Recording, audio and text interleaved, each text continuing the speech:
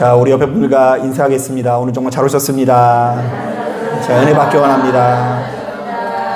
예, 감사합니다.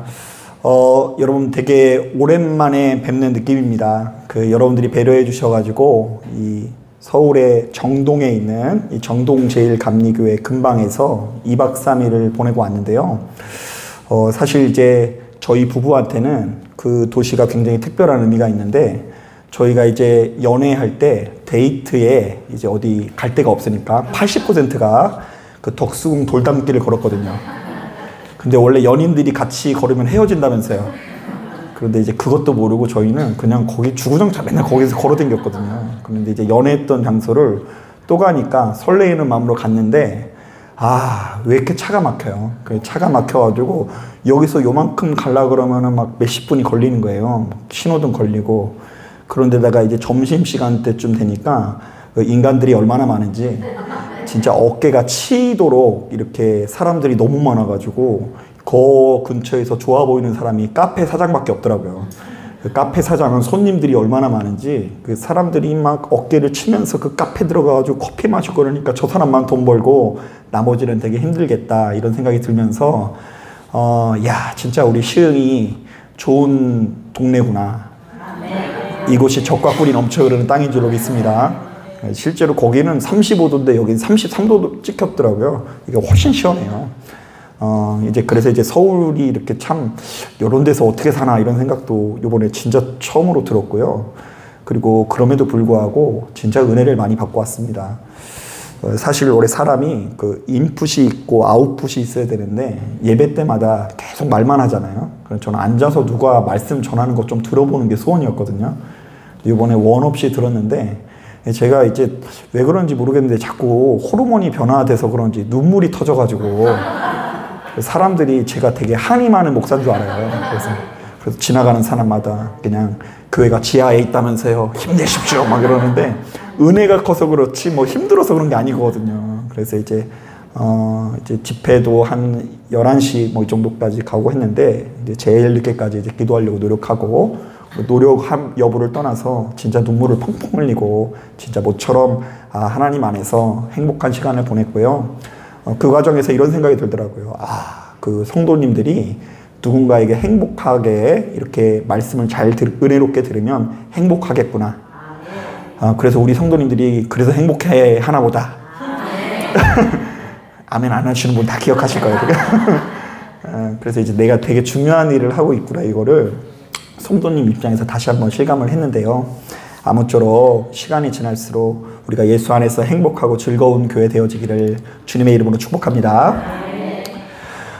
이번 시간은 느헤미야를 묵상하는 마지막 시간인데요. 마지막 시간이어가지고 제가 언제 이 설교를 시작되었는지 보았더니 5월 8일부터 설교를 시작했으니까 우리는 약 4개월 동안 수요일마다 바로 이 말씀을 묵상한 거죠. 자, 그런데 여러분 지난 4개월 동안 느헤미야라는 사람의 행적을 추적해 보니까 어때요? 참 대단하게 느껴지지 않습니까? 자, 그는 바사 제국의 고위 관료인 술관원으로서 모든 성공과 출세가 보장된 자임에도 불구하고 그것을 뒤로하고 고생길을 자처합니다. 자, 이스라엘 백성들이 다 망하고 무너지고 짐승이 다닐 길이 없음에도 불구하고 그 땅에 가요 안 가요? 네, 갑니다. 그래서 하나님의 영광을 위해서 급여도 포기하고요. 낮에는 일하고 밤에는 보초를 서야 하는 시련을 스스로 끊임없이 자처합니다. 자, 우리는 바로 이 사실을 통해서 성경의 기자가 오늘날 우리들에게 제시하는 복의 원형을 목도하게 되는데요. 자, 이른바 성경이 제시하는 가장 복되고 축복된 삶은 높은 자리로 올라가서 승승장구하는 것이 아니라 도리어 여러 가지 특권과 이 부유함을 벗어버리고 낮은 자리로 흐르는 것이고요. 또한 하나님의 힘과 권세를 이용해서 남들보다 잘 먹고 잘 사는 것이 아니라 더 많이 희생하고 더 많이 고생하는 것을 의미합니다. 자, 실제로 누가복음 6장을 보니까 주님께서도 이렇게 말씀하십니다. 너희 가난한 자는 복이 있나니 하나님의 나라가 너희의 것임이요. 그러나 화 있을진저 너희 부유한 자여 너희는 너희의 위로를 이미 받았도다. 자, 그러니까 부유한 자는, 이 땅에서 부유한 자는 더 이상 하나님께 받을 것이 하늘에서 있어요, 없어요? 없다라는 거예요. 자, 그러니까 여기서 가난한 자라는 것은요, 주님의 영광을 위해서 내가 희생한 자를 의미하고요. 주님의 영광을 위해서 가난을 자처하거나 주림을 자처하거나 핍박을 자처한 자를 말하고요. 부유한 자는 단순히 돈이 많은 사람이 아니라 스스로의 영광을 위해서 노력한 사람을 말합니다. 한번 따라해 보겠습니다. 나의 영광은 무엇일까? 여러분들 일평생 추구해온 영광이 뭐예요? 하나님의 영광이에요? 아니면 스스로의 영광이에요?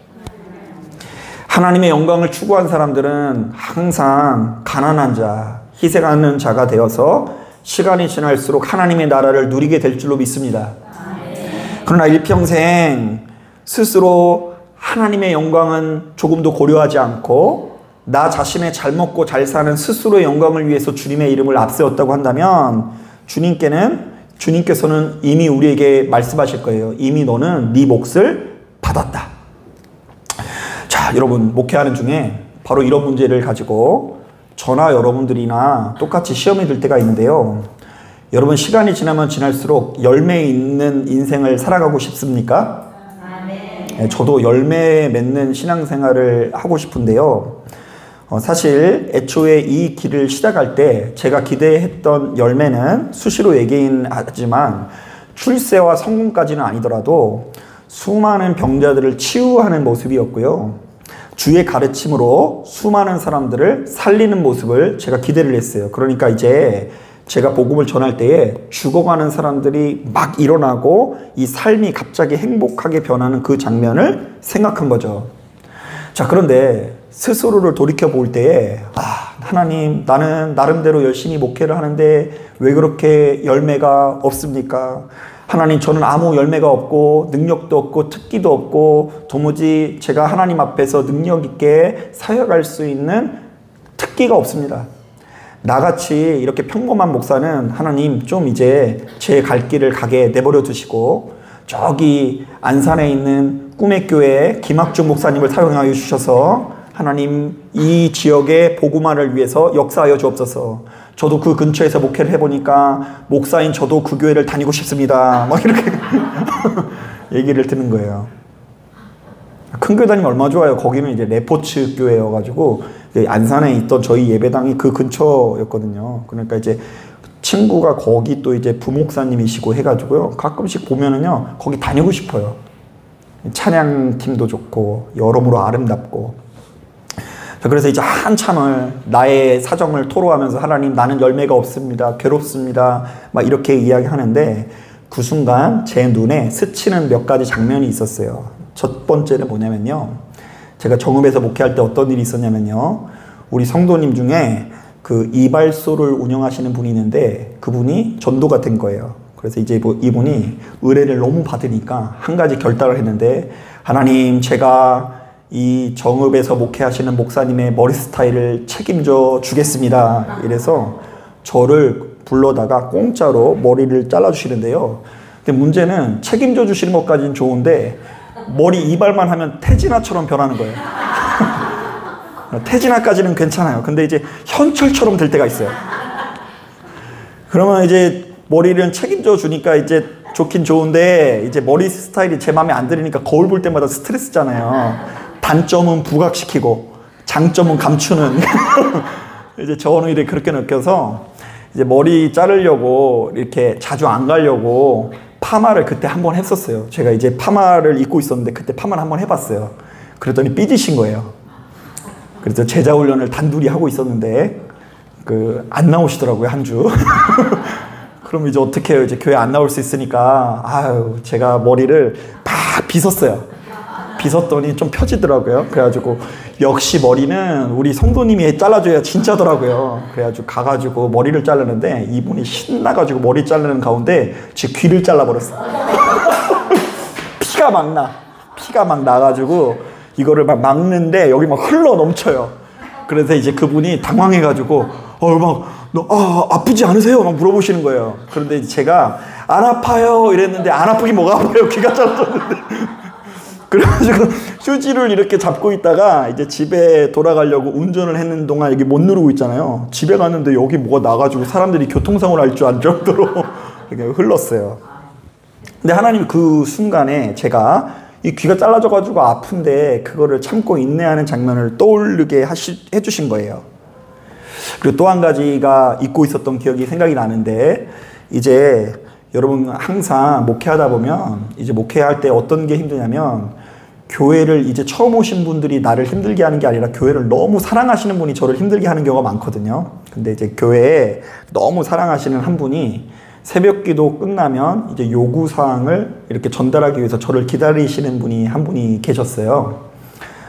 그래서 이제 그런 날에는 제가 기도를 유독 길게 합니다. 저를 안 만나고 그냥 가라고. 벌써 뒤통수에 눈이 달려 있어가지고 저 기다리는지 알 수 있어요. 레이더가 있거든요. 그래가지고 이제 이렇게 기도를 하는데 뒤에서 저를 벌써 기도하는 것 같아. 그냥 모른 척하고 팍 기도하는데 안 가. 그래가지고 이제 지금처럼 예배를 하는데 거의 뭐 8시까지 같이 이제 대치를 한 거예요. 저는 기도하면서 주여 가라 가라 이렇게 기도하고 있고, 이분은 빨리 끝내고 나랑 대화하자 이렇게 얘기하다가, 그런데 이제 너무 늦게까지 하니까 허기지기도 하고 짜증도 나고 해가지고요, 그 교회 성전 안에서 박 터지게 둘이 싸웠어요. 박 터지게 싸웠는데 그 내용을 제가 차마 얘기할 수는 없고, 제가 잘못한 게 하나도 없는 것 같은데도 불구하고 박 터지게 싸우고 난 다음에 또 가서 누가 잘못했다고 했을까요? 네, 제가 잘못했습니다. 죄송합니다. 이렇게 아주 자존심을 버리고 사과를 하는 장면도 기억이 나고요. 그 순간 또 한 가지 기억이 나는 게 뭐냐면, 이제 교회 안에서 그 이제 책장이 있었는데 그 책장이랑 제가 씨름 한번 하다가 그 안산에서 이제 허리 디스크가 터져가지고 제가 당황했어요. 그 허리 디스크가 터지니까 제가 느껴지더라고요. 이게 터지는 느낌이 나더라고요. 근데 터지는 순간 주저앉았어요. 그래서 이제 그 당시 교회가 3층이었는데 3층에서 기어서 1층으로 내려갔는데, 신기한 건 이렇게 앉아서면은 통증이 하나도 없어요. 근데 일어서면 통증이 있는 거예요. 그래, 앉으면은 이렇게 그 운전을 할 수 있잖아요. 그래가지고 제가 제 차를 이렇게 기어서 차까지 간 다음에 그 상태로 이제 집에 갔더니 이게 아무래도 좀 이상한 거예요. 그래가지고 이제 입원을 해가지고 이렇게 수술을 받았는데, 그때 그 밤에 제가 그냥 괜히 서러워가지고 그 병원에서 되게 펑펑 운 적이 있거든요. 근데 그 세 가지 장면이 교차하면서 막 생각이 나는 거예요. 환상 보는 것처럼. 환상받은 얘기 해야지 여러분 좋아하실 것 같아서 한번 얘기를 해봤어요.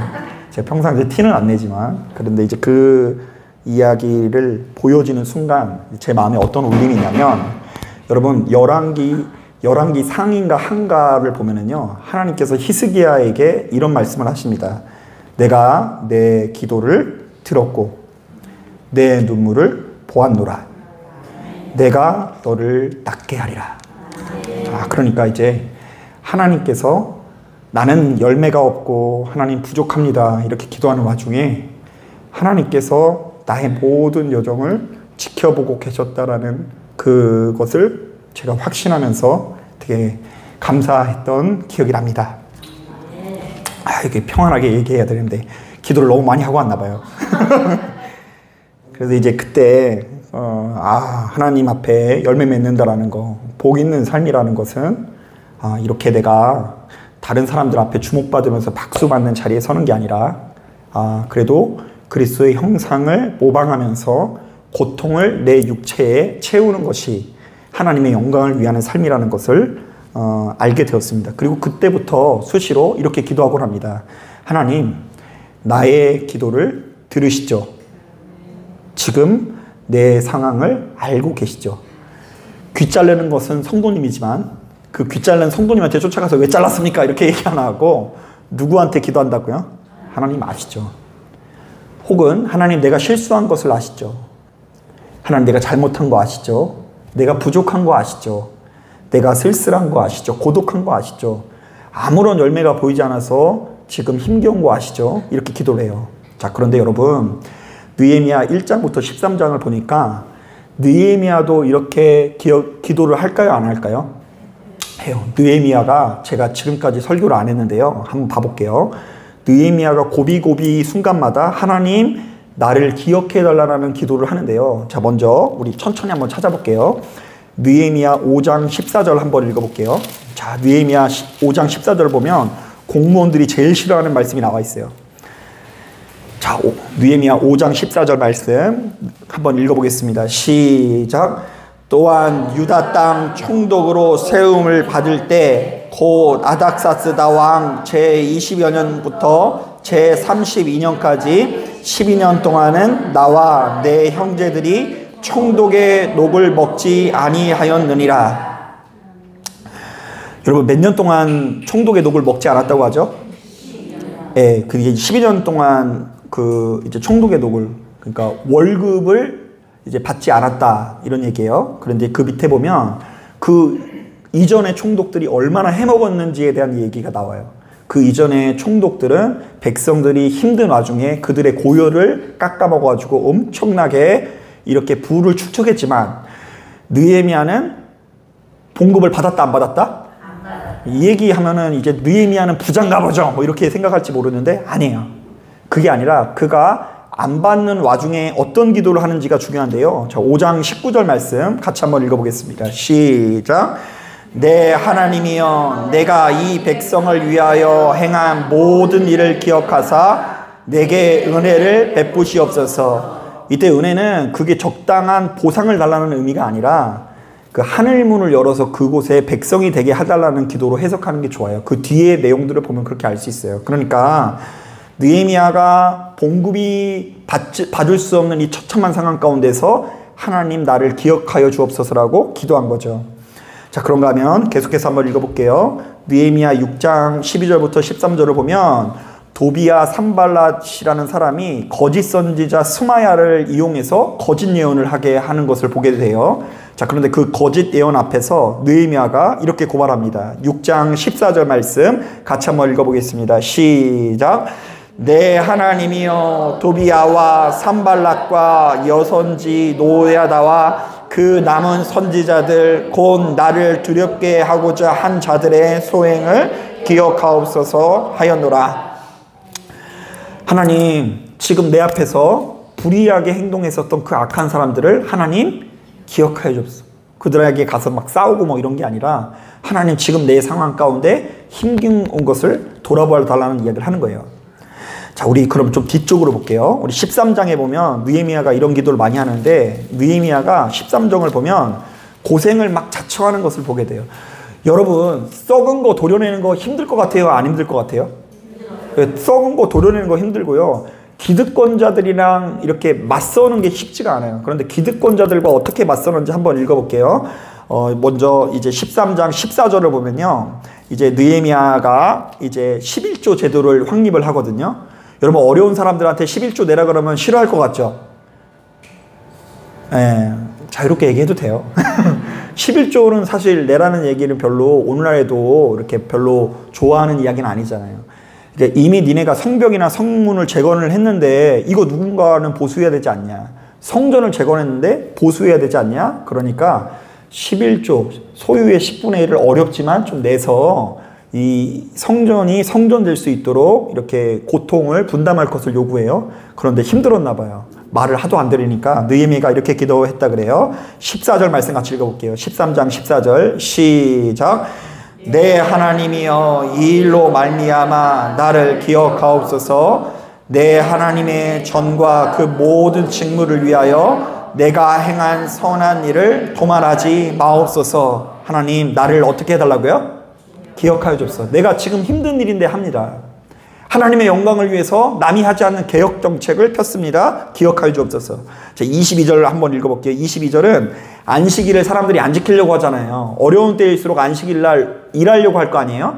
일하려고 하는 사람들을 굳이 잡아다가 뭘 시킵니까? 예배 드릴 것을 시키니까요. 그 개혁 정책에 맞서는 사람들 앞에서 이렇게 이야기합니다. 22절 같이 읽어봅니다. 시작. 내가 또 레위 사람에게 몸을 정결하게 하고 와서 성문을 지켜서 안식일을 거룩하게 하라 하였느니라. 내 하나님이여, 나를 위하여 이 일도 기억하시옵고 주의 크신 은혜대로 나를 아끼시옵소서. 자, 마지막으로 한 번만 더 읽어볼게요. 31절을 보면 이제 느헤미야가 첫 열매 내지는 제사장의 구별을 요구하면서 또 이렇게 기도해요. 31절 한번 읽어봅니다. 시작. 정한 기한에 나무와 처음 익은 것을 드리게 하였사오니 내 하나님이여 나를 기억하사 복을 주옵소서. 나를 기억하여 주옵소서. 그러니까 느헤미야가 성문과 성벽을 재건하는 이야기가 느헤미야서가 아니라 느헤미야가 옳은 일을 위해서 고생하고 옳은 일을 위해서 수고하다가 끊임없이 하나님 앞에 어떻게 기도했다고요? 나를 기억하여 주옵소서라고 기도하는 게 느헤미야서의 내용이에요. 여러분, 느헤미야는 고국 이스라엘로 돌아온 이후에 수시로 아주 엄청난 고통을 당합니다.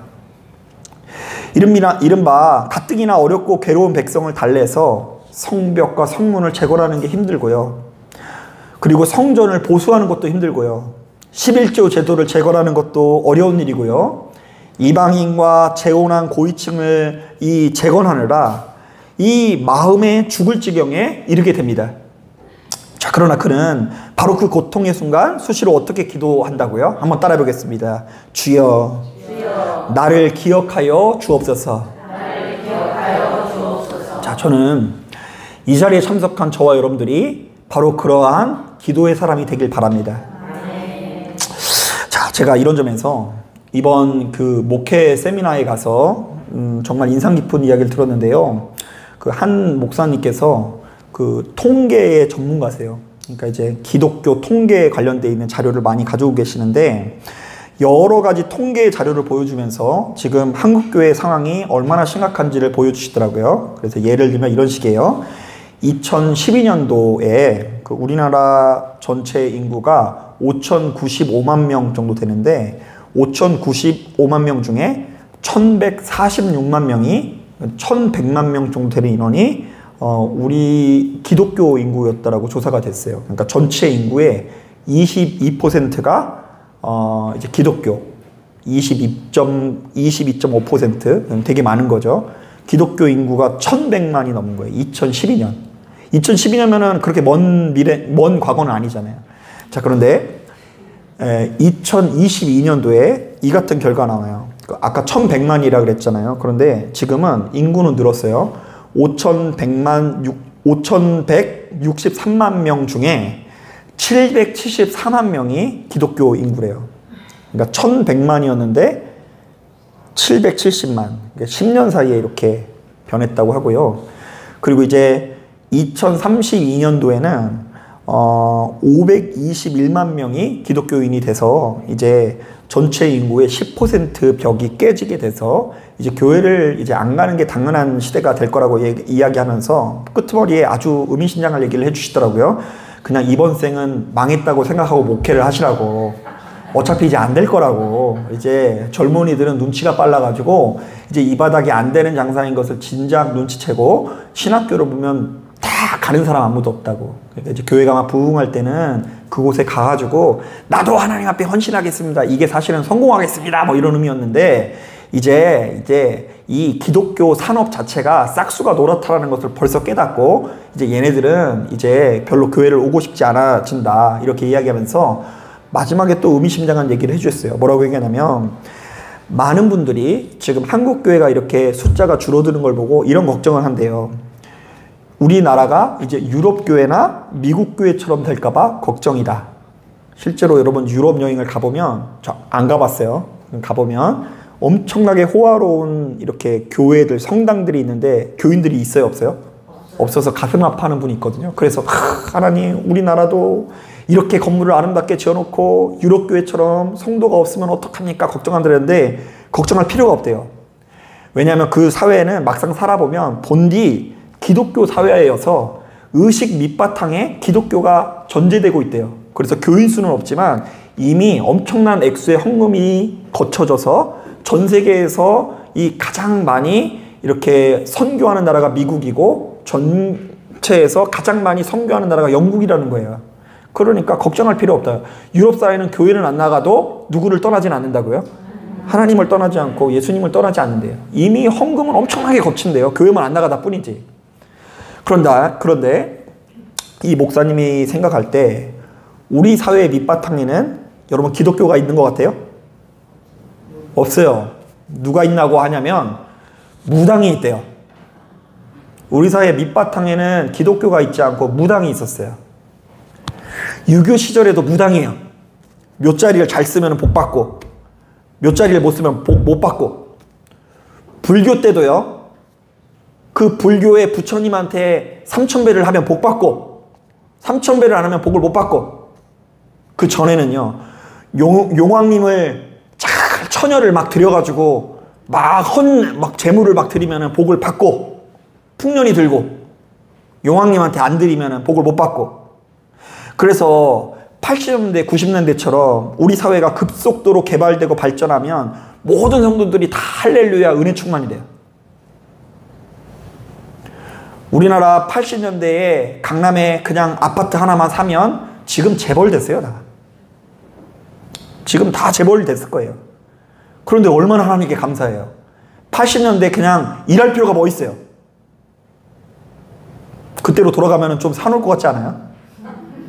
IMF 막 그럴 때 모든 사람들이 도산할 때 그거 사놓으면 일할 필요가 없어요. 대대손손 먹고 살아요. 그러니 하나님께 얼마나 감사해요. 그 어디나 무슨 나라? 하늘나라죠. 그런데 지금처럼 불황이 이어지고 교회 다녀도 내 인생이 안 풀리고 병들고 지치고 환란이 찾아오면 교회 자체를 이 사회가 떠날 수 있는 구조라는 거예요. 실제로 유럽이나 미국에서 목사가 성범죄 저지르면 목사 잘못이라고 해서 교회 욕하지 않고 목사 욕을 해요. 그러나 한국에서는 교회를 공격합니다. 목사가 잘못한 건데 교회가 마치 이상한 애들이어가지고 필요 없는 애들, 사회 악인 애들이 지금 설치고 다닌다고 하는 것처럼 무속의 힘은 굉장히 세요. 우리나라 역사는 한 번도 무속이 아닌 적이 없다라는 말이 있을 정도예요. 불교 시대는 불교라는 무속이, 그리고 유교 시대는 또 그게 원래 유교에서는 영을 인정하지 않아요. 사후세계를 인정하지 않아요. 그런데 제사를 안 드리면은 복 못 받는 거 아세요? 유교라는 그 개념 안에 영이 없는데 조상님이 거기 앉아서 그 뭐 제밥 먹는다 그렇게 생각을 해가지고 그 제사를 잘 차린다라는 그 무속이랑 연결되고요. 기독교 시절에도 마찬가지예요. 여러분 축도할 때 눈을 한번 살짝 떠보세요. 제 손에서 무지개 광산이 나가나 안 나가나. 그래서 이제 저 어렸을 때만 해도 너무 바빠서 예배드리기 어려우면 목사님 뭐라도 받고 가라고요. 근데 이제는 하면 누가 들어오기도 했었어요. 실제로. 목사님이 그때 어떤 가르침을 전하느냐가 중요한 게 아니라 손에서 무지개 강선이 나가고 머리에 임해서 그날 하루 운수 잘 풀리고 사업이 잘 되고 애군을 막고, 이게 우리가 가지고 있는 신앙인 경우가 많다라는 거예요. 그래서 눈치를 채셨겠지만 저도 이것에 아주 그냥 물씬 그런 세계에 이렇게 흠모하던 한 사람으로서, 내가 그런 줄도 모르게 흠모한 사람으로서 목회 내내 무속을 벗어나 성도로 하여금 복음 전파자가 되길 원하는 마음을 가지고 제 나름대로는 사명감을 가지고 목회를 하고 있습니다. 이른바 유대인들은 표적을 구하고 헬라인들은 지혜를 찾으나 우리는 십자가에 달린 누구를 전한다고요? 예수 그리스도를 전하기 위해서 끝없이 저 나름대로는 노력하는데 여전히 무속은 힘이 세요. 성도는 결국 그 밑바탕에 십자가가 아니라 느헤미야처럼 하나님의 영광을 위해서 고생길을 자처하려고 하는 성도는 별로 보이지 않고 표적을 줬거나 깜짝 놀랄 만한 지혜를 찾는 경우가 많습니다. 아니 그것은 다행이고 대놓고 무속의 내용과 크게 다를 바 없는 예수 그리스도를 믿으면서도 그곳을 교회로 여기시는 분들이 사실은 너무나 많이 있어요. 그래서 그런 분들은 특별히 잘 풀려야 돼요. 안 풀리면 100% 떠나요. 아예 그냥 하나님 필요 없어져요. 이른바 하나님과 우리 사이가 주인과 종의 관계가 아니라 기브 앤 테이크인 관계인 경우가 많죠. 여러분 예수님이 여러분 인생의 주인이십니까? 그래서 주인의 뜻을 위해서 헌신할 준비가 되어 있어요? 아니면 여러분들이 뜻하는 것을 이루기 위해서 우리 예수님을 부려먹을 준비가 되어 계세요? 내가 하나님께 이만큼 수고를 했으니 하나님께서 내게 이만큼 축복을 주셔야 한다라고 믿는 것이 우리들의 믿음인 경우가 많죠. 자, 다시 한번 여쭙겠습니다. 여러분들에게 하나님은 어떤 분이십니까? 하나님께서 여러분들의 주인 되십니까?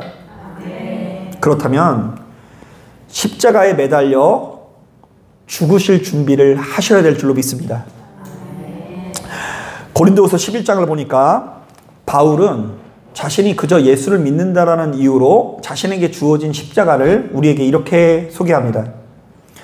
내가 수고를 넘치도록 하고 옥에 갇히기도 더 많이 하고 매도 수없이 맞고 여러 번 죽을 뻔하였으니 유대인에게 40에서 하나 감한매를 5번 맞았으며 3번 태장으로 맞고 1번 돌로 맞고 3번 파선하고 일주일을 깊은 바다에서 지냈으며 여러 번 여행하면서 강의 위험과 강도의 위험과 동족의 위험과 이방인의 위험과 시내의 위험과 광야의 위험과 바다의 위험과 거짓 형제 중에 위험을 당하고 또 수고하며 애쓰고 여러 번 자지 못하고 줄이며 목마르고 여러 번 굶고 춥고 헐벗었노라.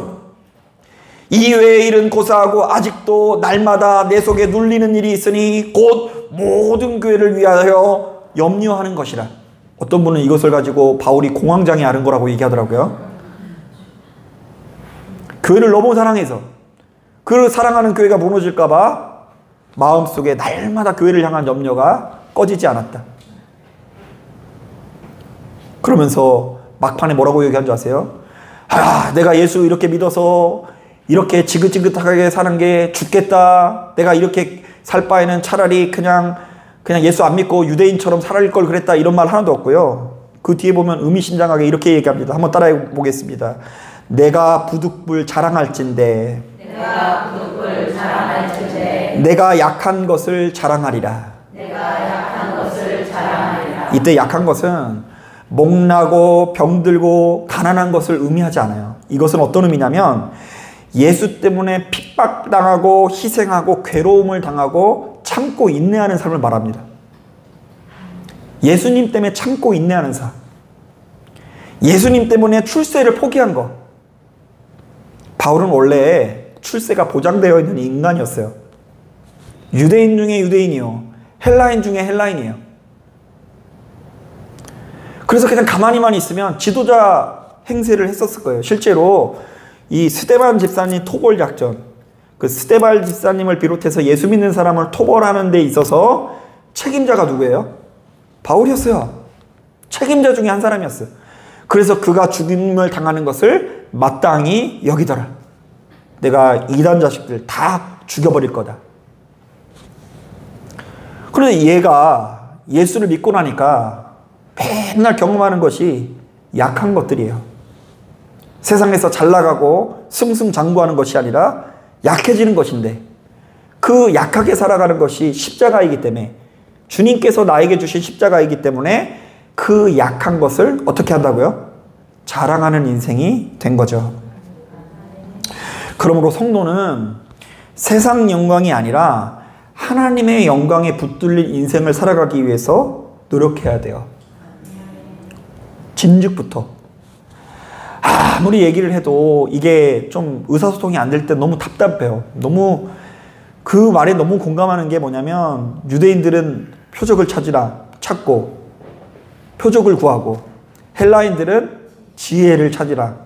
우리는 십자가에 달린 예수 그리스도를 전한다는 말을 저는 너무 실감해요. 그러므로 성도는 세상 영광이 아닌 하나님의 영광에 붙들린 인생을 살아가야 된다는 것은 쉽게 말하면 구약으로 표현하자면 독자 이삭을 주님께 바치라는 의미예요. 이것은 독자를 죽이라는 얘기가 아니에요. 문자 그대로 얘기하면 안 돼요. 이 독자 이삭은 세상에서 내가 가장 사랑하는 자보다 더 많이 사랑해야 된다는 의미예요. 여러분, 당연한 이야기지만 여쭤볼게요. 여러분, 자녀들 참 이쁘세요? 아, 왜 아멘 해주셔도 되는데 뭐 이거 쉬운 거 아니에요. 저도 저희 새끼들 되게 이뻐요. 특히 요즘에는 그냥 저희 딸이 얼마나 이쁜 짓을 많이 하는지 몰라요. 저한테 잘해서 이뻐요. 자식이 이뻐요? 이쁘죠? 내가 유일하게 죽을 수 있는 사람이 자녀가 아니에요? 자녀가 죽을래, 네가 죽을래 하면은 당연히 부모님들이 제가 살게요 이런 사람이 어디 있어요?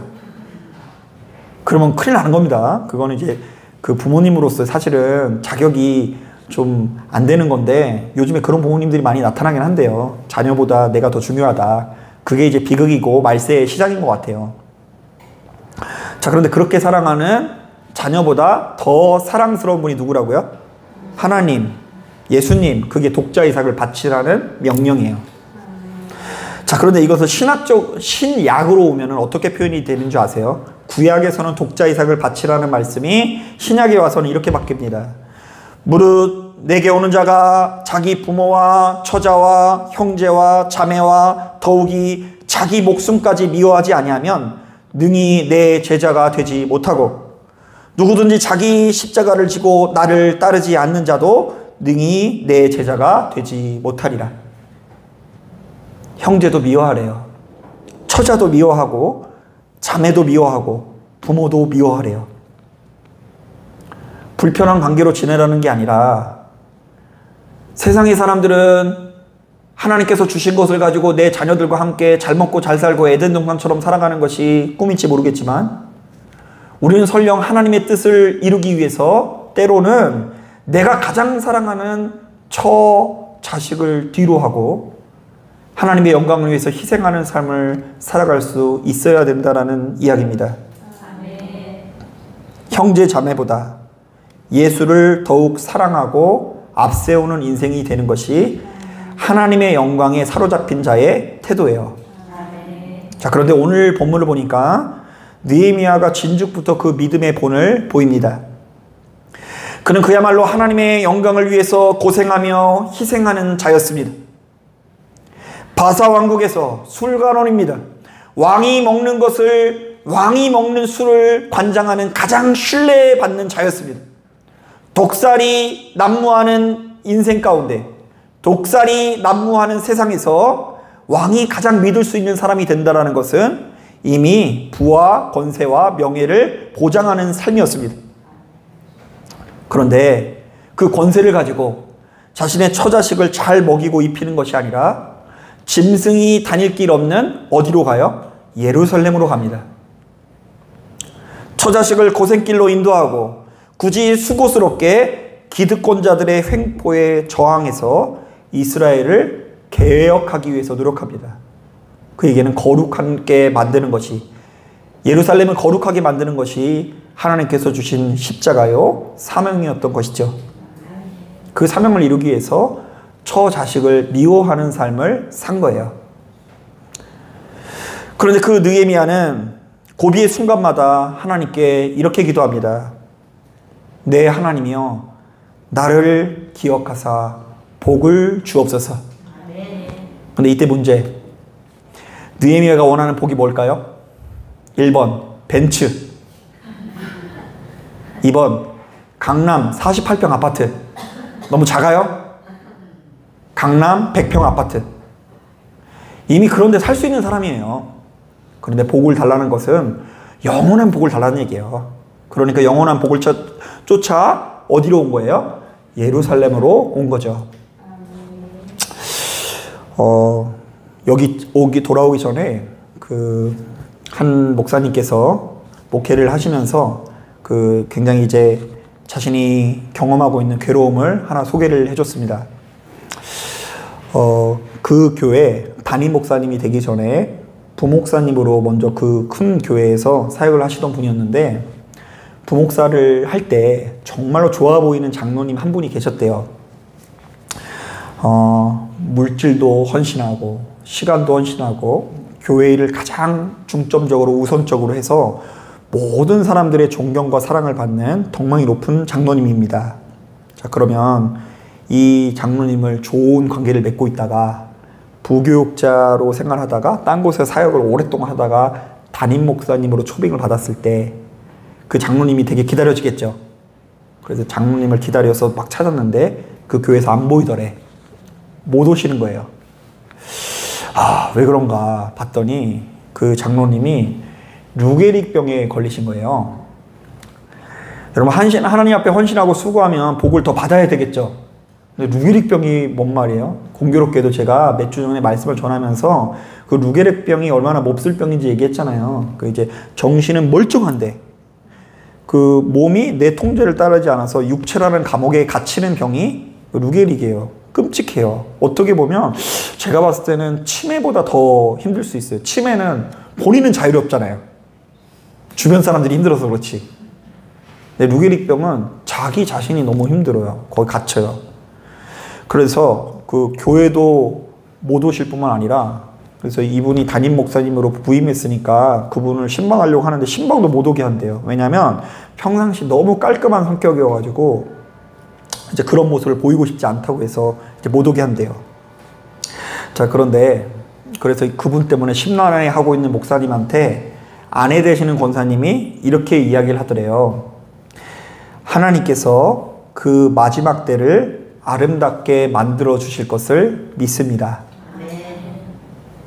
자, 그러면 이 마지막 때를 아름답게 만들어 주신다라는 의미가 어떤 의미인지 맞춰보세요. 1번, 병을 고쳐주실 것이다.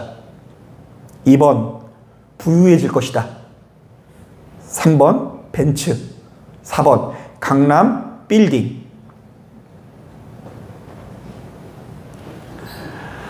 저는 그것이 천국 소망이라고 믿습니다. 그래서 그 목사님도 이미 알고 있더라고요. 루게릭병은 안 낫는다고. 안 낫는다. 낫지 않지만 그 권사님의 말처럼 그 마지막 때를 하나님께서 아름답게 만들어 주실 것을 믿습니다. 한번 따라해 보겠습니다. 하나님께서 내 자녀의 마지막 때를 아름답게 만들어 주실 줄로 믿습니다. 벤츠요? 강남요? 대학이요? 아니요. 세상 사람들은 그렇게 얘기할 수 있어요. 그리고 세상과 복음이 좀 섞인 사람들도 그렇게 이해할 수 있어요. 그러나 복음 안에 있는 사람들은 그것도 축복이지만 마지막 때를 아름답게 만들어 주셔서 하루를 살아도 천국을 누리고 끝내 저 천국에서 영원한 소망을 누릴 날을 기대해야 돼요. 천국을 소망하지 않는 것은 천국을 믿지 않기 때문이에요. 우리가 살아가고 있는 이 세상이 영원할 거라고 믿기 때문입니다. 그런데 이 세상이 정말로 잠시 잠깐이고 찰나요. 날아가는 인생이요. 우리에게 예비되어져 있는 저 천국이 영원하다는 것을 믿는 순간부터, 그것을 강하게 믿는 순간부터 이 세상을 바라보는 눈이 반드시 바뀌게 되어 있어요. 직장에 이제 막 들어간 청년과 그 직장을 은퇴한 이후에 바라보게 된 그 노년을 맞이한 성도들이 전혀 그 직장을 다르게 볼 수 있죠. 막상 그 직장을 그만두는 사람들은요, 이렇게 얘기할 수 있어요. 이야, 직장 생활이 잠깐이구나. 날아가는 인생이구나. 그러니 아들아, 딸아, 더 좋은 직장에 가서 최대한 더 오랫동안 그 직장을 다녀야 된다. 자, 그런데 그것이 아무리 오래 다녀도 영원히 다닐 수 있는 것은 아니더라고요. 여러분, 저도 그런 사람이 되겠다고 작정하며 날마다 씨름하며 싸우고 있습니다. 자, 하나님, 내가 영원을 꿈꾸는 자가 될 수 있도록 인도하여 주옵소서. 눈앞에 펼쳐진 육신의 삶은 너무 고통스럽습니다. 하나님, 곧 있으면 추석인데 35도가 웬 말입니까? 그냥 모처럼 서울 갔더니 덕수궁 돌담길 가면서 여보 그때 기억나? 우리 여기서 많이 걸으면서 연애했잖아. 이런 얘기 좀 하랬더니 너무 뜨거워가지고 걸을 수가 없어요. 지구는 병들고, 그리고 그 직장인들은 그냥 얼마나 그냥 빡세게 살아가는지. 그 앞에 이제 던킨 도너츠라는 도너츠 집이 있는데, 그 직장 생활 하다가 점심시간 잠깐 있는 그 시간에 가서 도너츠 먹고 다시 돌아가는 것 같더라고요. 물론 도너츠를 너무 좋아하면 그렇게 먹을 수도 있어요. 근데 왜 이렇게 제 눈에는 그게 부실해 보여요? 좀 먹어, 배심을 좀 든든하게 해야지 좀 이렇게 일을 하지. 야, 각박해요, 각박해. 사는 게 얼마나 치열하고 어렵고 괴로운지. 그리고 한참 또 이런 이제 들어가지고 집회를 듣는데, 공교롭게도 한 성도님이 이제 전화를 주셨어요. 이제 그 수술을 받은 이후에 이제 너무 큰 그 육체적인 고통 가운데 이제 기도해달라고 이렇게 전화를 주셨는데, 제가 이제 그 집회 때문에 그 전화를 못하고 다음날 통화하면서 제 마음에 이렇게 막 울림이 되더라고요. 야, 하나님, 좀 고쳐주소서, 고쳐주소서. 예수 믿는데도 불구하고 이렇게 아픔이 있고 이 수술 이후에 이렇게 통증이 심하면 도대체 예수 믿는 신바람이 나겠냐고요. 저도 안 믿고 싶어요, 별로. 그렇게 하면 갑자기 성이 나가지고 받았던 은혜가 돌아갈 뻔했어요. 여러분 알아요. 힘든 거 압니다. 살면서 걱정이 많은 거 압니다. 불안하고 두려운 거 압니다. 지금 당장에 내게 주어진 상황 가운데 빚에 쫓긴다라는 거 저도 어느 정도는 알아요. 미래에 대한 대비가 되지 않았다는 거, 젊다고 해서 뭐 안 그런 게 아니라 젊으니까 더 두려울 수 있는 거예요.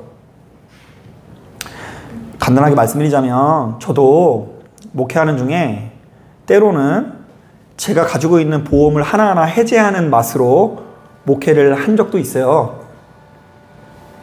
그렇게 생활을 하다 보면 이제 그냥 내 자신이 너무 비참하게 느껴지고 아무것도 대비 안 돼 있는 것처럼 느껴질 때가 많이 있습니다. 자, 그런데 아무리 우리에게 많은 이유가 있다고 할지라도 우리가 가지고 있는 구조, 사고관 자체가 이 세상이 영원한 삶이 아니라 무엇이 예비되어 있다고요? 천국이 예비되어 있다. 그것을 하나님께서 무엇을 통해 보여주시냐? 여러분 주변에 아픈 사람들을 통해서 보여주시고요. 그리고 여러분 육체를 통해서 보여주신다, 안 보여주신다? 네, 보여주신다. 야, 봐라, 이거 영원하지 않고 저 천국을 바라보라, 이렇게 신호를 보내는데, 하나님 몸이 아파가지고 제가 돈을 좀 더 벌어놔야 되겠습니다. 오해하시는 분이 있어요. 자꾸 신호를 자꾸 잘못 받아들여. 그리고 막 후회를 해. 지나온 날을 돌이켜볼 때 내 인생은 실패요, 아무런 의미가 없고 소망은 하나도 없고. 그래서 하나님께서 천국에 보내는 신호를 이게 누리지 못하고 더 깊은 수렁과 지옥으로 가시는 분들이 많이 있어요. 그럼 몸도 더 병나요. 마음과 몸이 사실 보면 많이 연결되어 있더라고요. 제가 오늘 기도를 많이 해서 그런지 말씀이 좀 긴데 여러분 시간이 지나면 지날수록 그 바로 영혼에 대한 소망을 가지시고 오늘 본문에 나와 있는 느헤미야처럼 거룩한 부자가 되길 바랍니다. 그 부자는 많이 가져서 거룩한 부자가 아니라 부자인데도 불구하고 자신이 가지고 있는 부유함을 별거 아닌 것으로 여기니까 거룩한 부자인 거예요. 그 부유함보다 더 가치 있는 무엇인가가 이 사람에게는 있어요. 그러니까 이렇게 살 수 있는 거예요. 그래서 시종일관 주는 기억하여 주옵소서, 주는 기억하여 주옵소서 이렇게 기도하는데, 이러한 기도가 여러분들의 기도 되어지기를 주님의 이름으로 축복합니다. 자, 기도하겠습니다.